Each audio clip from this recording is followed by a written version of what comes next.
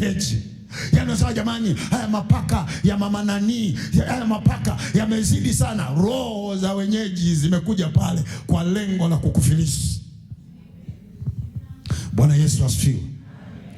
Siku moja nilikuwa kanisa moja huko Nairobi, Kikuyuni huko.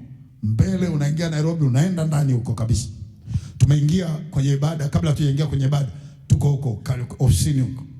Tumekaa hivi, tunajiandaa pale, tulikuwa wachungaji kama 6. Sasa tumekaa tumejiandaa, kakaingia kapaka hivi. Ako kapaka kale kapaka kakaanza tabia. Kanapita kwenye mguu wa mtu hapa, kanatokea hapa. Yaani kakiingia hapa, kanatokea hapa, kanaingia, tokea hapa, kanaingia hapa, kanatokea hapa, naingia hapa, kanatokea. Ilipo karibu yangu ninasema, Joeli mguu sawa. Alafu nikakaambia, we paka, pita hapa, nenda kwa mchungaji mwenyeji. Yule mchungaji akaniambia, nikapaka kama mama fulani hapa jirani yetu.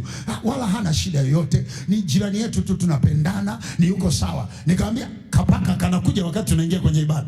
Akasema, hata tukimaliza ibada tu utaona katakuepo tu hapa, hakana shida yoyote. Na kweli tumemaliza ibada, tumevua mavazi ya ibada, tuko pale tumekaa hivi, tumeanza kunywa chai hako.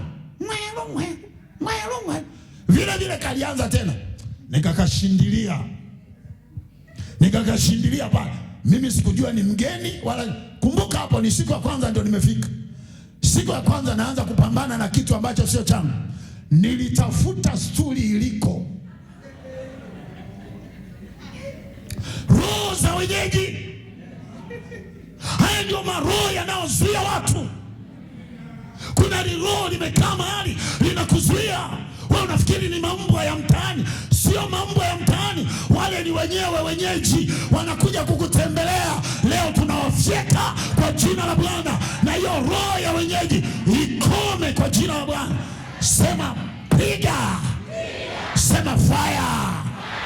Haleluya.